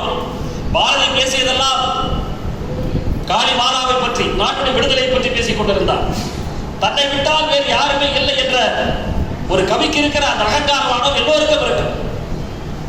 1920ஆம் ஆண்டு காங்கிரஸ் பேரியக்கத்துடைய மாநாடு கொல்கத்தா நடக்கிறது. பாரதி இங்கே தமிழகத்துடைய பிரதிநிதியாக அங்கே செல்லுகிறார். கொல்கத்தா மாநாட்டில் கலந்து கொண்ட பிறகு அவர் திருப்பி வருகிற வேளையிலே அங்கே கொல்கத்தாவுக்கு அருகில் இருக்கிற பேரூர் என்கிற இடத்துக்கு செல்கிறார். அங்குதான் வீரத்துறை விவேகானந்தருடைய மடம் இருக்கிறது. அந்த மடத்திற்கு செல்கிறார். அங்கே சென்ற போது விவேகானந்தர் உயிரோடு இல்லை. அந்த மடத்தை நிர்வகித்தவர் சகோதரி Nivedita, Margaret Noble Irish lady. விவேகானந்தருக்காக தன்னுடைய வாழ்க்கையை அர்ப்பணித்து அவர் மேற்பட்ட பக்தியால் இந்தியாவுக்கு வந்து அந்த மடத்தை நிர்வகிக்கிற மிகப்பெரிய பொறுப்புக்கு உயர்ந்தவர். அவர் மட்டும்தான் அன்றைக்கு உயிரோடு இருக்கிறார். அவரை சந்திக்கக்கூடிய வாய்ப்பு பாரதி கிடைக்கிறது. பாரதி கிடைத்த பார்த்தவுடன் சொல்கிறார், ஆஹா என்ன லைக் பாரதி என்று அவர் கேட்கிறார். இவர் சொல்கிறார், then please explain your efforts to get liberation from the British clutches என்று அந்த அம்மா கேட்கிறார்கள். அதற்கு அவர் நாட்டுடைய விடுதலை போல தமிழகத்துடைய பங்கு என்ன என்பதை எடுத்து சொல்லுகிறார். அவ்வளவு கேட்ட பிறகு கொஞ்ச நேரம் கழித்து அந்த அம்மா கேட்கிறார், where is your wife Mr. Bharathi என்று கேட்டார். my wife Chellamma, she is a Karnatakan, she is கட்டிப்பட்டி, அவளுக்கு ஒன்றும் தெரியாது, சமையலறை தவிர அவர் தாண்டி அவருக்கு எதுவும் தெரியாது. நான் ஏதாவது இன்னும் சொல்ல போனால் நான் அரிசி ஏதாவது அவள் வைத்திருப்பால் நான் எடுத்து குருவிக்கு போட்டு விடுவதற்காக அதை ஒழித்து வைத்து விடுவார், அப்படிப்பட்டவள் அவள் என்று சொன்னார். அப்பொழுது அந்த அம்மா கேட்டார், நாட்டு விடுதலை பற்றி பேசிக் கொண்டிருக்கிற நீங்கள், நாட்டிலே இருக்கிற பெண்களுக்கும் குடிமக்களுக்கு விடுதலை வாங்கி கொடுக்க வேண்டும் என்ற உணர்வோடு பேசிக் கொண்டிருக்கிற நீங்கள், உங்கள் வீட்டிலே இருக்கிற பெண்மணிக்கு விடுதலை கொடுக்க வேண்டும் நினைக்கவில்லையே? அவரை இங்கே அழைத்து வந்திருக்கலாமே, அவருக்கு நான் நினைக்கிற விடலாம் தெரிந்திருக்கலாமே. How can you say that she is illiterate? How can you say that she is Karnataka கட்டுப்பட்டி? Bharathi சவுக்கால் அடித்தது. பாரதி யாருமே அடித்தது. அவர் வந்து உட்கார்ந்தாலே பக்கத்தில் இருப்பவர் ஓங்கி முதுகிலே ஒரு அடி அடித்துவிட்டு தான் உட்கார்வார். பொலார் என்று வரைவர் அவருடைய வேகம். அப்படி அடித்து விட்டு உட்கார்கின்றார். அவருக்கு சவுக்கடி போல ஒரு சொல். அதற்கு பிறகுதான் என்னை மன்னித்துக் கொடுங்கள் தாயே என்று சொல்லிவிட்டு இங்கே வந்து எழுதினார், நிமிர்ந்த நன்னடை நேர்கொண்ட பார்வை நிலத்தில் யாருக்கும் அஞ்சாத நெறிகள் திமிர்ந்த ஞானச்சருக்கு என்று சொன்னார். அதை எழுதியது பாரதி என்று சொன்னால் அதற்கு மூல காரணமாக இருந்தது அந்த சகோதரி நிவேதிதா என்பதை நாம் மறந்துவிடக் கூடாது. எத்தனையோ கவிதைகளை அவர் எழுதியிருக்கிறார் இந்த நாட்டு விடுதலைக்காக. அவர் வீட்டிலே இருக்கிற வேலைக்காரர்களை பற்றி கூட எழுதுவார். பிராக்டிக்கலாக இந்த வாழ்க்கையில் நடக்கின்ற அத்தனை சம்பவங்களை வைத்து அவர் எழுதியிருக்கிற கவிதைகளை நான் பார்த்த போது அவர் பிரிட்டிஷ் ஆட்சி எதிர்த்து போராடிய அந்த காலகட்டத்தை அவர் நினைவுகூர்ந்து பார்க்கிறோம். அந்த சுதந்திர கடலை மக்கள் மனதில் விதைப்பதற்காக அவர் எடுத்துக்கூட முயற்சிகளை எல்லாம் இன்றைக்கு நல்ல நினைவுகூர்கிற நாடாக இன்றைக்கு நாம் நினைத்து பார்க்க வேண்டும். அவ்வளவு மிகச் சிறப்பாக liberation of the soul. Liberation of the soul என்று சொன்னால் நம்முடைய மன விடுதலை. அதுதான் மிக முக்கியம். ஒரு கவிதை சொல்லுவார், ஒரு குருவி எப்படி இருக்கிறது என்ற வாழ்க்கையை எப்படி அமைக்க வேண்டும் என்பதற்கு ஒரு குருவி, சிட்டுக்குருவி பற்றி சொல்லுவார். 8 திசையும் பறந்து தெரிகவை, ஏறிய காற்றில் விரைவுடன் இந்துவை, மட்டுப்படாமல் ஒட்டி கிடக்கும் வானுடைய அமைதி சுவையுண்டு பெட்டையினோடு என்ப பேசி கடைப்புற்று முட்டை தரை குஞ்சை காத்து மகிழ்வெய்தி முன்கண்ட தானியம் தடை குழந்துண்டு விட்டு விடுதலையாக நிற்பார் சிட்டுக்குருவியை போலே என்று சொல்லி எழுதுவார். ஒரு மனிதன் எப்படி வாழ வேண்டும் என்பதற்கு இந்த கவிதையை தவிர வேறு எந்த கவிதையும் தேவையில்லை. மிகச்சிறப்பான ஒரு கவிதை. காலையில் எழுது சிட்டுக்குருவி வெளியே போகிறது, தன்னுடைய குடும்பத்திற்காக அது இறை தேடி வருகிறது, தன்னுடைய குஞ்சுகளுக்கு அந்த இறையை கொடுக்கிறது, அதை கதை சொல்லி தூங்க வைக்கிறது, பிறகு மறுநாள் இங்கே செல்கிறது. ஒரு மனிதனுடைய வாழ்க்கை இதுதான். இது சாதனை செய்ய வேண்டும், எவர் சேர்ந்து எட்டி பிடிக்க வேண்டும், அங்கே செல்ல வேண்டும், இங்கே செல்ல வேண்டும் என்றெல்லாம் இல்லை. இன்றைக்கு இந்த நாட்டை வழிநடத்தக்கூடிய மிகப்பெரிய ஆன்மாக்கள் இருக்கிறார் சொன்னால் தன்னுடைய குடும்பத்திற்காக உழைக்கிற எல்லா மகனுமே நாணயத்தோடு மற்றவர்களை காயப்படுத்தாமல் வாழ்க்கை நடத்தி கொடுக்கிற எல்லாருமே பாரதி தான் என்பதை இந்த இடத்தில் நாம் நினைத்து பார்க்க வேண்டும். பாரதியம்மன் கவிதை வயப்பட்டது, ஒரு கவிதை கடல். கவிதையின் மூலமாக இந்த நாட்டிலே மிகப்பெரிய புரட்சிகளை விதித்தவன் பாரதி. ஆனால் பாரதியை போல 1000 பேர் இருந்தார். அதனால்தான் புரட்சி சாத்தியமாகியது. இந்த புரட்சி எப்படி இங்கே சாத்தியமாகியது? மற்ற நாடுகளில் இல்லை. அகிம்சையின் மூலமாக, அகிம்சையின் மூலமாக தான் சாட்சியம் சாத்தியமாகியது. ஷேக் வேரா உங்களுக்கு எல்லாம் தெரியும். ஷேக் வேரா யார்? ஷேக் வேரா கியூபா நாட்டிலே பிடல் காஸ்ட்ரோவுடைய அங்கே அமைச்சராக, அங்கே அவருடைய அமைச்சராக இருந்து பிறகு அமெரிக்க CIA-வால் கொல்லப்பட்டவர் அவர்தான். அவர் இந்தியாவுக்கு வந்தார். 1955ஆம் ஆண்டு நேரு பிரதமராக இருக்கிறார். அன்றைக்கு அவர் இந்தியாவுக்கு வருகிறார். வந்தவர் நேருவை சந்திக்கிறார். சந்தித்து விட்டு உரையாடி கொண்டிருக்கிறார். அப்போது நேருவை கேட்டார், உங்கள் நாட்டிலும் எங்கள் நாட்டிலும் என்ன வேறுபாடு என்று கேட்டார். நீங்கள் சுதந்திரத்துக்காக போராடுகிறீர்கள், நாங்களும் சுதந்திரத்துக்காக போராடினோம், என்ன வேறுபாடு என்று கேட்டபோது அவர் சொன்னார், எங்களுக்கு நான் வயலன்ஸ் என்று சொன்னால் என்னவென்று தெரியாது, எங்களுக்கு அகிம்சை என்று சொன்னால் என்னவென்று தெரியாது, நாங்கள் ஆயுதம் எடுத்துத்தான் போராடுவோம், அது கல்ச்சர், அது எங்களுடைய அணுகில் வைக்கப்பட்ட ஒன்று, அதை மாற்றினால் நடமாட முடியாது, அதை விட்டு எங்கள் வாழ்க்கை நடத்த முடியாது. ஆனால் நீங்கள் அப்படி இல்லை. உங்கள் நாடு என்பது புண்ணிய பூமி. Bharat is a land of sacred souls. இந்த நாட்டில் என்ன வேறுபாடு தெரியுமா? காந்தி போன்ற 1000 பேர் இந்த நாட்டில் இருந்தார். காந்தி ஒரு வெளிச்சத்தில் வந்தார் தலைவரானார். ஆனால் காந்தி போன்ற ஒரு இருந்தாலும் விடுதலை கத்தியின்றி ரத்தமின்றி யுத்தம் ஒன்று வருகிறது என்று சொல்லி யார் சொன்னார்? நாமக்கல் பேரழிவுகள் எதனாலே, பெருமழைகள் எவராலே, யாருக்கெல்லாம் அதிகாரம்? சூரியன் வருவது யாராலே, சந்திரன் தெரிவது எவராலே, பேரழிவுகள் எதனாலே, பெருமழை தெரிவது எவராலே, யார் இதற்கெல்லாம் அதிகாரம்? அதை நாம் விட வேண்டாமோ? தண்ணீர் விழுந்தது நிறையின்றி தரையில் விளைத்தது புல் ஏது, மண்ணில் போட்டது நிறை ஒன்று மரம் செடியாவது யாராலே, கண்ணில் தெரியா சிசுவை எல்லாம் கருவி படைப்பது யார் வேலை? எண்ணி பார்த்தால் இதற்கெல்லாம் ஏதோ ஒரு பொருள் இருக்கிறோம். அல்லாஹ் என்பார் சில பேர், அரணி என்பார் சில பேர், வல்லாமல் பல மண்டலத்துள் வாழ தந்தை என்பார், சொல்லில் விளங்கா நிர்வாகம் என்றும் சில பேர் சொல்வார்கள். எல்லாம் எப்படி பல பேசும், ஏதோ ஒரு பொருள் இருக்கிறோம். அந்த பொருளை நாம் நினைத்து அனைவரும் அன்பாய் புலர்ந்தோம். நிந்தை பிறரை பேசாமல், நினைவிலும் கெடுதல் செய்யாமல் வந்திப்போம், அதை வணங்கிடுவோம், வாழ்வோம், சுகமாய் வாழ்ந்துடுவோம். இது நாமக்கல் ராமலிங்க பிள்ளை எழுதிய பாடல். வாழ்வுடைய இந்த நடந்து அத்தனை பிரச்சனை ஒரே ஒரு பாடலை தீர்மானம். மத பிரச்சனை, இனப்பிரச்சனை, ஜாதி அத்தனைக்கு தீர்வு ஒரே ஒரு பாடல் அத்தனை இருக்கிறது. அப்படிப்பட்ட நாமக்கல் ராமலிங்க பிள்ளை தான் எழுதுகிறார். அவர் காந்தியோடு செல்லப்பட்டு கத்தியிட்டு ரத்தமின்றி யுத்தம் என்று எழுதினார். அப்படி கத்தியிட்டு ரத்தமின்றி நாம் யுத்தத்தை நடத்துவோம். ஆனா அங்கே அப்படி அல்ல. ஏன்னு சொன்னால் இது பாரத நாடு, பழம்பெரும் நாடு, நீரதன் முதல்வர், நினைவகச்சாரி, எந்தையும் தாயும் பகைத்து குலாமி இருந்ததும் இல்லாதே, அவர் 3000 ஆண்டுகள் பார்த்து முடிந்ததும் இல்லாதே, அவர் சிந்தையில் 1000 எண்ணங்கள் வளர்த்து சிறந்ததும் இல்லாதே, பின்னர் அங்கவர் மாய அவருடைய குழந்தைகள் ஆழ்ந்ததும் இல்லாதே என்று எழுதியவன் இந்த மகாகவியை பாருங்கள். இதை நடந்து கொண்டிருக்கிற இடத்தில் நம்முடைய பெற்றோர்கள், முன்னோர்கள், அவர் மூதாதையர்கள், அதற்கு முன்னால் முன்னால் முன்னால் முன்னால் வாழ்ந்து செல்வதற்கு காணிக்கையாகத்தான் இந்த விழாவை நாம் பார்க்க வேண்டும். ஒரு விழா என்று சொன்னால் அதற்கு பின்னால் இருக்கிற நண்பர்கள் மட்டுமல்ல, உழைப்பு மட்டுமல்ல, நம்மை வாழ்த்தி கொண்டிருக்கிற முன்னோர்கள் எல்லாம் இருக்கிறார்கள் அல்லவா? நம்முடைய குலதெய்வம் என்று சொல்வார்களே, குலதெய்வம் என்று சொன்னால் என்ன? அங்கே நம்முடைய முன்னோர்கள் சென்று நமக்கு இதுதான் நீ வணங்க வேண்டிய இடம், இதுதான் இயற்கையை நீ தொட வேண்டிய இடம் என்று சுட்டி காட்டிய காரணமாகத்தான் குலதெய்வம் என்று ஒன்று ஏற்படுத்தப்படும். அங்கே நம்முடைய முன்னோர்களை பாராட்டப்பட்டது. நாம் இருக்கிற வீட்டிலே முன்னோர்கள் இருந்திருக்கலாம், வேறு வீடு கட்டியிருக்கலாம். ஆனால் அந்த ஆலயத்தில் செல்லும் போது முன்னோர்கள் அந்த பாதங்கள் இருக்கிறது அல்லவா?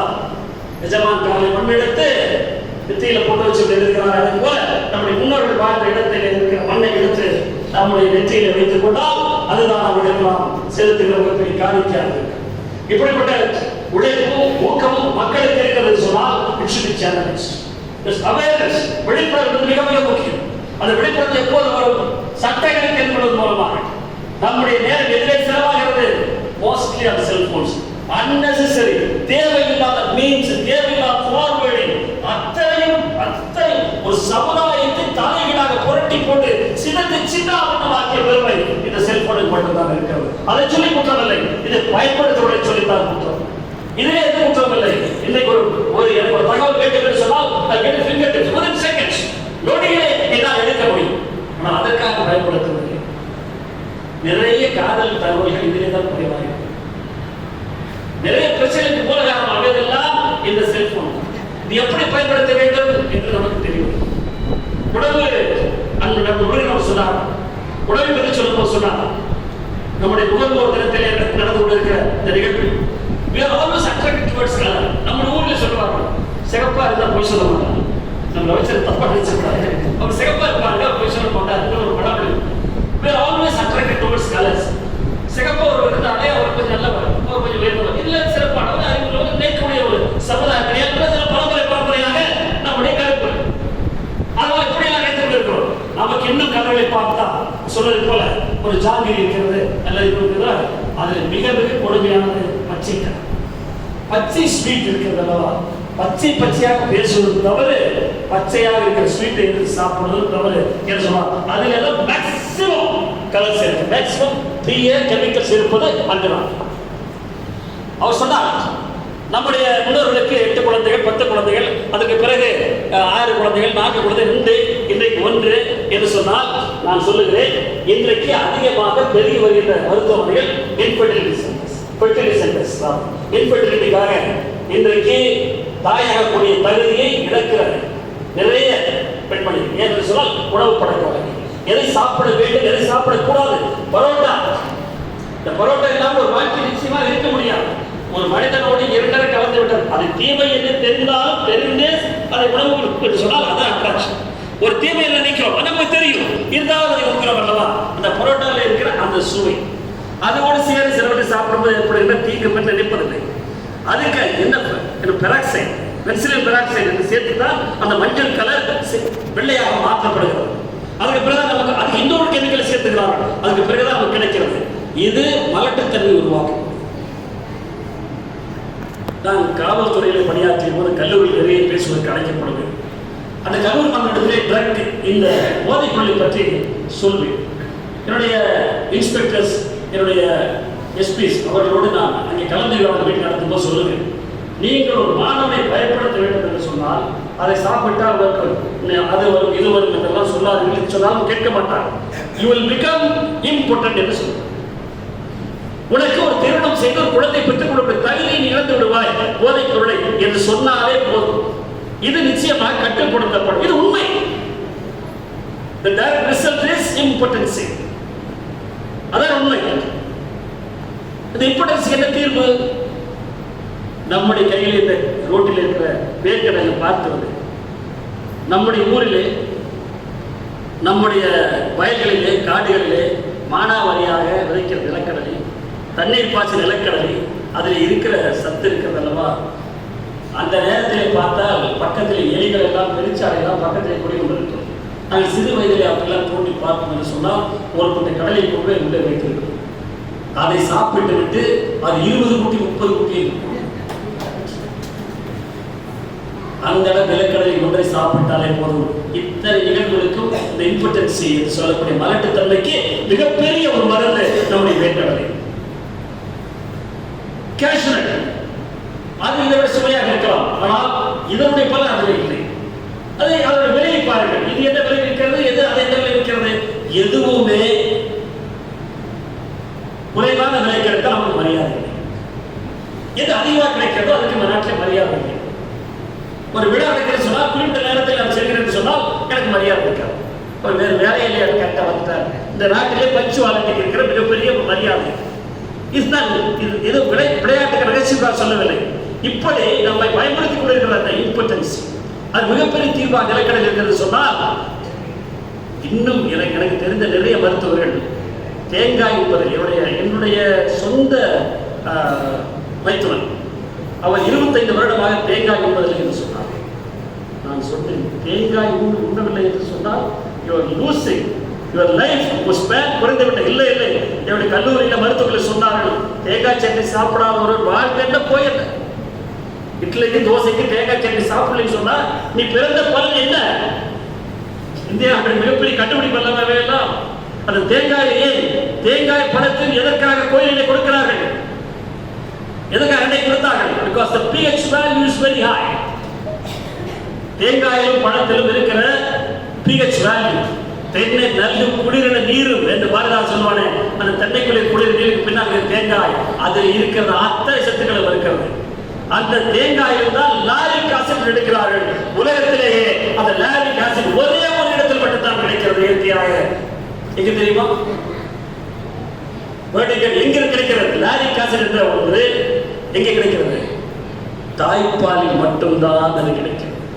தாய்ப்பாலுக்கு அடுத்ததாக இயற்கை கொடுத்திருக்கிற மிகப்பெரிய கொடையாக இருக்கிற தேங்காயில் மட்டும்தான் அந்த லாரிக் ஆசிட் இருக்கிறது. இவற்றை எல்லாம் மருத்துவர்கள் மறைத்து விட்டது. இவற்றையெல்லாம் தெரிந்து கொள்ள வேண்டும், மக்களை தெரிந்து கொள்ள வேண்டும். எனக்கு தெரிந்து நான் யாரும் சொல்ல மாட்டேன், மிகப்பெரிய மருத்துவ சேவை செய்து கொண்டிருப்பவர்கள், இயற்கை நிலையங்களை வைத்தியர்களை நடத்தி கொண்டிருப்பவர்கள், அவங்க வீட்டில் 3 நேரமும் தேங்காய் உபயோகப்படுத்திக் கொண்டிருக்கிறார்கள். ஏன் தெரியுமா? அதில் கிடைக்கிற சத்து வேறு எதிலுமே கிடைப்பதில்லை என்ற உண்மை அவர்களுக்கு தெரிகிறது. சரி, பிபி என்பது நார்மல் எவ்வளவு நார்மல்?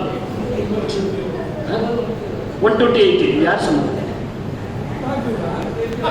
உலக அரங்கிலே நிறைய மருத்துவர்கள் கூட 120/80 என்று வைத்துக் கொண்டார்கள். இனி அடுத்த இந்த 5 ஆண்டுகளிலே 2 ஆண்டுகளிலே அவர்கள் கூடி மீண்டும் they will raise it to 130/90. அதிகமாக மாத்திரை விற்க முடியும். 130 இருந்தாலே அப்படியே 130 மறுபடியும் மாத்திரை சாப்பிட ஆரம்பித்து விடுங்கள். கொலஸ்ட்ரால் இருக்கணும். யார் சொன்னார்? ஒவ்வொரு மனிதனுக்கும் blood pressure is different. ஒவ்வொரு மனிதனுக்கும் அவருடைய ரத்த அழுத்தம் வேறுபடும். ஒவ்வொரு மனிதனுக்கு ரத்த நாளமுடைய அளவை பொறுத்து வேறுபடும்.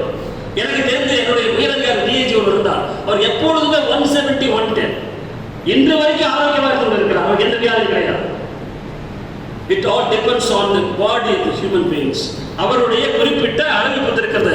120 என்பது ஒரு பொதுவான ஒரு அளவு. இதற்கு மேலே போனால் பிபி என்பதெல்லாம் ஒத்துக்கொள்ளக்கூடியதுதான்.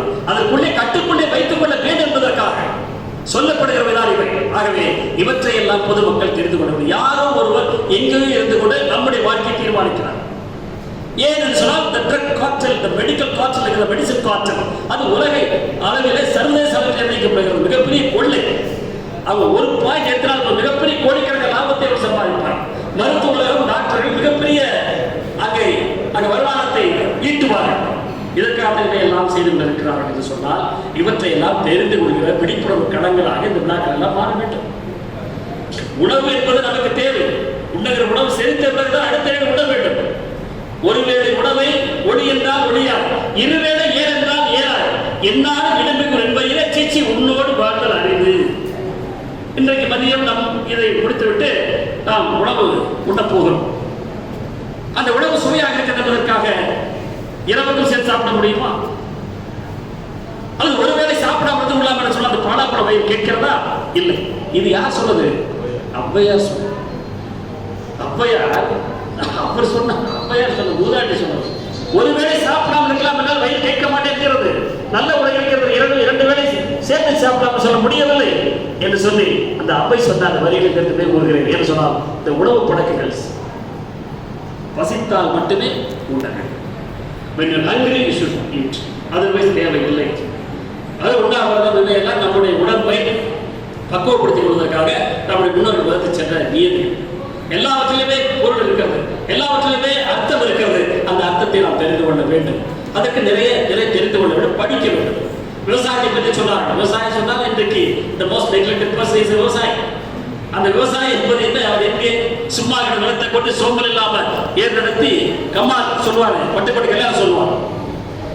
சம்மானா கரும்பு கொள்ளையில் வாய்க்காலுக்கு சம்பா பயிரை பறிச்சுட்டு நெல் விளைஞ்சிருக்கு, வரப்பு உள்ள மறைஞ்சிருக்கு என்று சொல்லும் போது அவர் சொல்லுவார், அந்த அம்மா சொல்லுவாங்க, என்ன இருந்து என்ன புரியுது, நமக்கு என்ன இருக்கிறது, காடு விளைஞ்சதை வச்சாலும் கையை காலம் தான் மிச்சம் என்று சொல்லுவார். சொல்லுவார், நாளை போற சட்டம் இது நன்மை பெற்ற திட்டம் என்று சொல்லுவார். அந்த சட்டம் எப்பொழுது வரும் என்று தெரியாது. அந்த சட்டம் வந்த பிறகுதான் இன்றைக்கு நமக்கு ஒரு விடிய கிடைக்கும். அப்படி விவசாயி என்பவர் இன்னும் நான் சொல்ல போகிறேன், விவசாயத்தை எந்த ஒரு நாடு புறந்தள்ளுகிறதோ விவசாயம் ஒரு குழுக்கெல்லாம் தெரிந்திருக்கும். ஒரு வெங்காயம் என்பது ஒரு அரசையே தூக்கி எறிந்து விட்டோம். வெங்காயம் நினைக்கிறோமே சொல்ல முடியுமா? ஒரு வெங்காயம் விலை உயர்ந்து வெங்காயம் கிடைக்கவில்லை நிலை ஏற்படும் போது ஒரு அரசு தூக்கி எறியப்படும். ஆனால் மக்களால் தேர்ந்தெடுக்கப்பட்ட அரசாங்கம் அதே மக்களால் தூக்கி எறியப்பட்ட நிகழ்வை நாம் பார்க்கணும் என்று சொல்லலாம். உணவுப் பொருள் நாளை விவசாயி மட்டும்தான் அந்த நாட்டை ஆளப்போகிறார் என்பது நிச்சயமாக நடக்கப் போகிற செய்தி. ஏன்னு சொல்ல விவசாயத்துக்காக சேர்ப்பதில்லை. விவசாயத்தில் ஏன்னு சொன்னால் அங்கே இருக்கிற இடைத்தரகர்கள் இருக்கும் வரை விவசாயத்துக்கு மதிப்பில்லை. நண்டு ஒரு நெல்லை நரியோட கருப்பு வண்டியோட வாழை தேரோட தென்னை தான் சொன்னார்கள். இன்றைக்கு விவசாயத்துக்கு ஆள் கிடைப்பதில்லை. இன்றைக்கு உங்க நாட்டில் இருக்கிற வேர்களை அடித்தது மூலமாக உயிரினங்களே அமைதி இல்லை.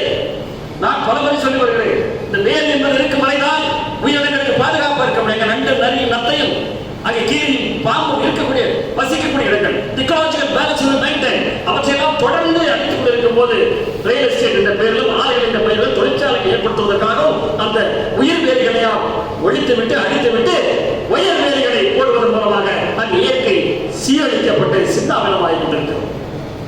இவற்றையெல்லாம் தடுத்து நிறுத்த வேண்டிய நேரம், நிறைய விழிப்புணர்வு இருக்கு, நிறைய சொல்கிறோம். இவற்றையெல்லாம் தடுத்து நிறுத்த வேண்டிய நேரம் இந்த நேரம். இயற்கை புறந்தள்ளி விட்டால் இயற்கை நம்மை புறந்தள்ளிவிடும். ஒரு சுனாமி வருகிறது. கேரளாவில் எப்படி வந்தது? சுனாமி எப்படி வந்தது? இயற்கை என்றைக்கு நாம் சீண்டுகிறோமோ இயற்கை திரும்பி சீண்டினால் நாம் இங்கே வாழ முடியாது. பேசிக் கொண்டிருக்கிறோம். இன்றைக்கு 50 டிகிரி என்று சொன்னால் என்ன செய்ய முடியும்? திடீரென்று இந்த டெம்பரேச்சர் 50 டிகிரி செல்சியஸ் என்று சொன்னால் என்ன செய்ய முடியும்? அனைவரும் பஸ் வாங்கிவிடும்.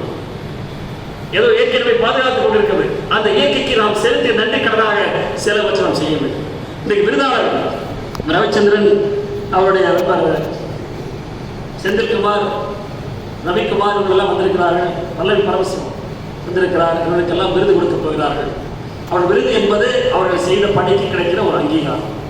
ஆனால் இந்த விருது என்பது அவர்களை இன்னும் ஊக்கப்படுத்துகிற ஒரு சக்தியாக, ஒரு டானிக் போல, ஓடிக்கொடுக்கும் குதிரைக்கு இன்னும் அதிகமாக கொடுக்கிற ஒரு டானிக் கொடுத்தால் இன்னும் வேகமாக ஓடும். அதை போல இதை கொடுத்தால் இன்னும் அவர்கள் வேகமாக ஓட வேண்டும் என்பதற்காகத்தான் விருது. விருது என்பது ஊக்கப்படுத்துவதற்காக, உற்சாகப்படுத்துவதற்காக, அதுவே நிரந்தரம் அல்ல. இந்த விருதை பெற்ற பிறகு அந்த விருது தக்க வைத்துக் கொள்வதற்காக இன்னும் சிறப்பாக பணியாற்ற வேண்டிய கடமை உணர்வோடு இருக்கிறது. நம்முடைய காந்திக்கு என்ன விருது கொடுத்தார்கள்? என்ன விருது கொடுத்தார்கள்? நோபல் பரிசு கொடுத்தார்களா? காந்தி எந்த நோபல் பரிசு வாங்கினார்? சொல்லுவது எல்லோருக்கும் சுலபமாகும், சொன்னபடி நடப்பவர்கள் மிகவும் சொற்பம். எல்லையில் நீதிகளை எழுதுவார்கள். எழுதியது பிறகு தமக்கே கண்டார் தொல்லுலகில் யாமறிந்த தலைவர் தமிழ் சொன்னது போல் செயல்படுகிறார் இவரை போல இல்லை என மோகன்தாஸ் கரம்சந்த் காந்தி இந்திய தாய் உலகினைக்கு இந்த சிறந்த கவிஞர் எழுதினார். சொன்னது போல் செயல்படுகிறார். அந்த சொன்னது போல் செய்த அந்த காந்திக்கு இதுவரை அதுவரை எந்த ஆண்டு வரை நோபல் பரிசு கொடுக்கப்படவில்லை. அவர் இறந்த பிறகு 33, 34, 37, 40, 45 முறை அவருடைய பெயர் நோபல் பரிசுக்காக பரிந்துரைக்கப்பட்டது. அவருக்கு நோபல் பரிசு கொடுக்கப்படவில்லை. ஏன்னு தெரியுமா? இந்திய நாட்டை சேர்ந்தவர் என்ற ஒரே காரணத்திற்காக தான் நிராகரிக்கப்பட்டார். நோபல் பீஸ் கமிட்டி கூடி முடிவு செய்தது. அதுக்கு இறந்த பிறகு அவர் பெயர் பரிசீலிக்கப்பட்டது. இறந்தவருக்கு நோபல் பரிசு கொடுக்கிற வழக்கம் இல்லை என்று சொல்லி அந்த கோப்பில் எழுதி முடித்தார்கள். இன்றைக்கு அந்த கோப்பு அங்கே இருக்கிறது. ஆனால் 1964ஆம் ஆண்டு அமெரிக்க நாட்டிலே நீக்ரோக்களுடைய தலைவராக, கருப்பு நபர்களுடைய தலைவராக இருக்கிற ஆதர்சமாக இருக்கிற மார்ட்டின் லூதர் கிங் அவருக்கு நோபல் பரிசு கொடுக்கப்பட்டது. அமெரிக்காக அவர் எடுத்த முயற்சிகளுக்காகவும் கருப்பின மக்களுக்காக போராடிய மிகப்பெரிய தலைவருக்கு கொடுக்கப்பட்ட நோபல் பரிசை விடும்போது அவர் சொன்னார், I dedicate this Nobel Peace Prize in the memory of the father of Indian nation, Mahatma Gandhi என்று சொன்னார். என்னுடைய கொள்கைகளால் ஈர்க்கப்பட்ட பிறகுதான், அந்த கொள்கைகள் நான் இந்த பரிசு பெறுகிறேன் என்று சொன்னார்.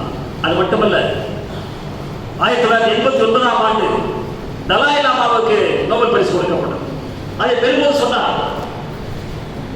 இந்த நோபல் பரிசு உண்மையிலே காந்தி கொடுக்கப்பட்டிருக்க வேண்டும், அவர் கொடுக்காத பரிசை நான் வாங்க விரும்பவில்லை என்று சொன்னார். பிறகு வற்புறுத்தி அவருக்கு அந்த பரிசை கொடுத்தார். 1993ஆம் ஆண்டு விடுதலை நோக்கி நீண்ட பயணம் என்ற புத்தகத்தை எழுதியவர், தன்னுடைய வாழ்நாளில் 35 ஆண்டு காலம் சிறையிலே கழித்தவர், கருப்பின மக்களுடைய விடுதலைக்காக அல்லும் புகழ் படைத்தவர், சொந்த சுகத்துக்களை எல்லாம் தியாகம் செய்தவர், 35 ஆண்டு காலம் சிறையிலே வாழ்க்கையை கழித்தவர், கருப்பின மக்களுக்கு போராட்டம் என்ற உணர்வை அவருடைய பிறப்பிலே விதைத்தவர் நெல்சன் மண்டேலா. அவருக்கு நோபல் பரிசு கொடுக்கப்பட்டது. அந்த நோபல் பரிசை வாங்கும்போது அவர் சொன்னார், உண்மையிலே I dedicate this Nobel Peace Prize for Mr. Mahatma Gandhi என்று சொன்னார். நெல்சன் மண்டேலா சொன்னார். இந்த 3 பேருக்கு கொடுத்த போது அவர்கள் சொன்னது காந்தியை தான். அந்த காந்திக்கு நோபல் பரிசு கொடுக்கவில்லை, இதுவரை கொடுக்கப்படவில்லை, இனிமேல் கொடுக்கப்படுவதற்கான சாத்தியம் கூறவில்லை. நான் இதை ஏன் பதிவு செய்கிறேன் என்று சொன்னால், விருதுகளும் பட்டங்களும் ஒருவரை வாழ்த்துவதற்காகவும் அவரை இன்னும் உற்சாகப்படுத்துவதற்காகவும். ஆனால் இது போன்ற நிறைய அதிகாரிகள் நிச்சயமாக இன்னும் இருக்கிறார்கள். அவர்கள் எல்லாம் இனம் கண்டு இன்னும் சாதனையிலே இருக்கிறவர்கள். ஒரு உயரதிகாரி லஞ்சம் வாங்கவில்லை என்பது பெரிய விஷயம் அல்ல. ஒரு கடையிலே ஊழிய லஞ்சம் வாங்காமல் இருந்தால் அதுதான் மிகப்பெரிய விஷயம். அந்த கடையிலே ஊழியனை நீங்கள் அடையாளம் கண்டு அவரை நீ அங்கீகரிங்கள்.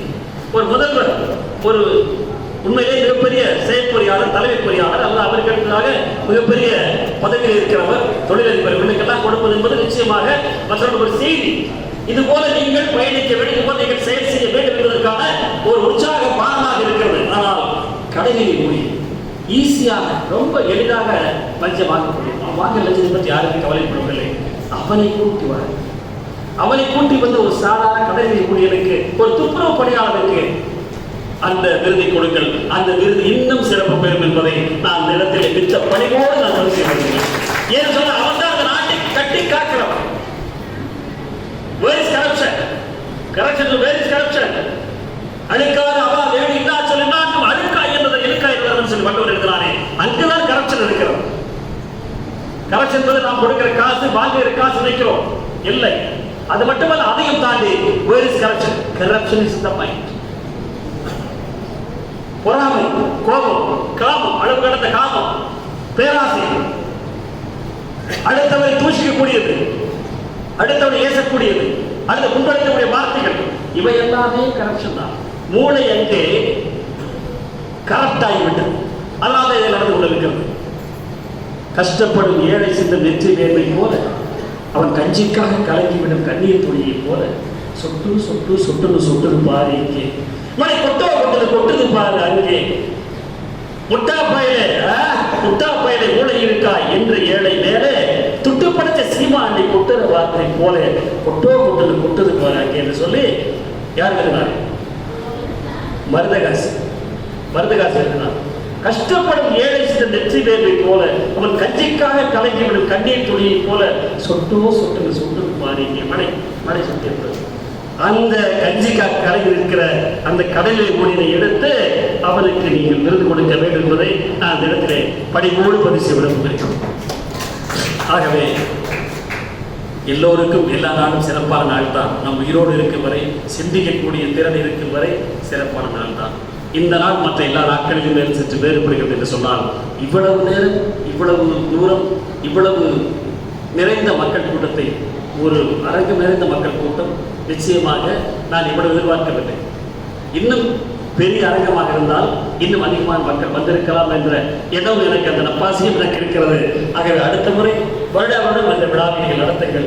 அதற்கு நாங்களும் முழு ஆதரவு தருகிறோம் என்ற நல்ல செய்தியை சொல்லி இது போன்ற விழாக்கள் நடத்துவதன் மூலம் நல்ல எண்ணங்களை பரப்புகிறோம். The vibration, the positive vibration across everybody's mind, across society, எல்லோருக்கும் எல்லாம் கிடைக்க வேண்டும் என்ற மிக உயர்ந்த கருத்தை தத்துவத்தை வலியுறுத்துவதற்காக அமைய வேண்டும் என்று சொல்லி கனியில் ஏறிய சுளையில் இந்த கலையில் ஏறிய சாறு பரிவலில் ஏறிய தேடும் காட்சி பாய்களில் ஏறிய சுவை நனிபசம் படிக்கும் பாலும் தென்னை நல்ல குளிரில நீரும் இணையர என்பேன் ஏனினும் தமிழ் என்று உயிரிழப்பேன்.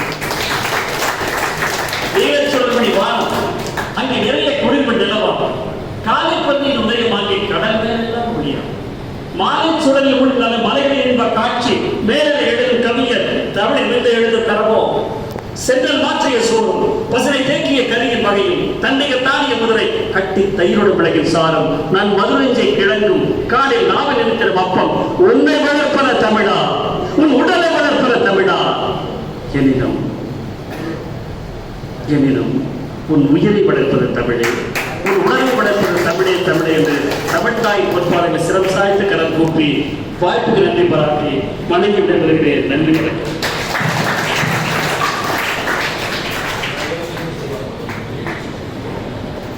காவல்துறையில் பல வழக்குகளை கையாண்டவர் நம்முடைய ப்ரொஃபைல் போட்டோ அந்த போட்டோவில் நம் குறிப்பாக பெண்கள் தங்களுடைய படத்தை வைத்துக் கொண்டால் மிகப்பெரிய சந்திக்க வேண்டியிருக்கிறது என்று சொல்கிறார்.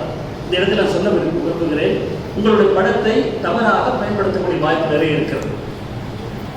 எப்படி தெரியுமா, உங்களுடைய நண்பர் யாராவது ஒருவர் எங்காவது கடன் வாங்கியிருப்பார், புரியுதா உங்களுக்கு? 3000 ரூபாய் 5000 ரூபாயெல்லாம் கடன் கொடுக்கிற தொலைபேசியிலே கொடுப்பாங்க. நீங்க சொன்னவுடன் அந்த 5000 ரூபாய்க்கு ஒரு 1000 பிடித்து விட்டு 4000 ரூபாய் கூட வங்கி கணக்கு வந்து விடுது. இந்த 4000 ரூபாயை மாதம் 500 ரூபாய் 1000 ரூபாயை வாங்குவார்கள். ஒரு மாதம் நீங்கள் பணம் கட்டவில்லை என்று சொன்னால் உங்களுடைய கால் லிஸ்ட் அதை எடுத்து விடுவார். அது யார் என்றே நமக்கு தெரியாது. அக்ராஸ் தி கான்டினென்ட் இவர்களெல்லாம் இங்கே இல்லை. கிராஸ் பார்டர் டெரரிசம் என்பதை போல அவையெல்லாம் கண்டம் தாண்டி இருக்கிறார். அவர்களை பிடிக்கவே முடியாது. உங்களுடைய கால் லிஸ்ட், நீங்கள் பேசிய கால் லிஸ்ட் எடுத்து விடுவார்கள். எடுத்து வைத்து விட்டு யாரோட பேசிக்கொள்ள நம்பர்கள் எல்லாம் நம்பரை பார்ப்பார்கள். பார்த்து விட்டு ஏதாவது நம்பரை எடுத்து பார்க்கும் போது அது உங்கள் நம்பர் இருக்கலாம். உங்களுடைய போட்டோ இருந்தால் உடனடியாக உங்களுடைய போட்டோவை அங்கே போட்டு ஒரு வல்கராக ஒரு ஆபாசமாக மிக அசிங்கமாக அந்த ஒரு விளம்பரத்தை போடலாம். உங்களுக்கு ஏதாவது ஆண் மகனுக்கு ஏதாவது உடனடியாக அந்த நம்பர் கூப்பிடுங்களேன்னு சொல்லலாம். அந்த போட்டோவை போட்டு தயவு செய்து உங்களுடைய போட்டோ, உங்களுடைய புகைப்படத்தை உங்களுடைய செல்போனில் இருக்கிற ப்ரொஃபைல் போட்டோவில் பெண்கள் குறிப்பாக வைத்துக்கூடாது. நான் சொல்கிற ஆட்களுக்கு அதில் ஏற்படும். அவருக்கு எப்படி தெரியுமா, இவருடைய மனைவி தங்கையும் என்று போடுவோம். ஆண்கள் போட்டோவை போட்டால் அது அதிகமாக பேசக்கூடிய நம்பரை எடுத்து சொல்லுவாங்க, இவருடைய மனைவியும் இவருடைய தங்கையும் காத்திருக்கிறார்கள் உங்களுக்காக. இவையெல்லாம் நான் காவல்துறையிலே கண்ட நிகழ்வு. ஆகவே தயவு செய்து பெண்கள் குறிப்பாக அந்த புகைப்படத்தை வைப்பதை தவிர்க்குமாறு நான் கனிவோடு வேண்டி கேட்டுக்கொள்கிறேன். இப்பொழுது ஒரு உறுதிமொழி எடுக்க வேண்டும் என்று சொல்லியிருக்கிறார்கள்.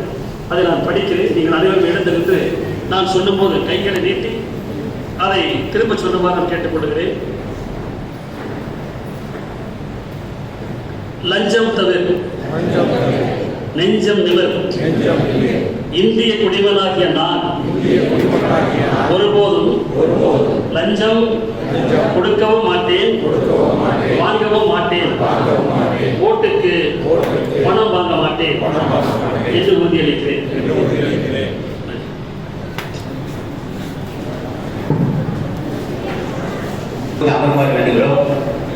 ஒரு தாழ்மையான வேண்டுகோள், இந்த நாற்காலியிலே பாரதியுடைய திருவுருவப்படத்தை திறந்து வைத்தது மட்டும் பார்த்தீங்க. ஆனால் அந்த பாரதி உயிர் பெற்று வந்து இங்கே கடற்படை திறந்த வெள்ளம் போல அருமையான கருத்துக்களை உணர்ச்சி கொண்டு வாரி வழங்கிய பாரதி இப்பொழுது வாரியாக மேலே தோற்றி இருக்கின்றார் என்பது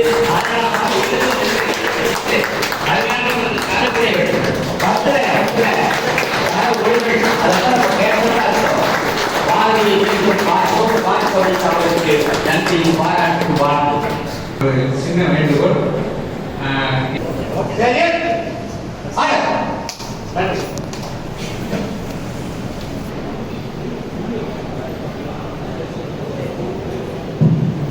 ஒரு எளிமையான அறிவிப்பு.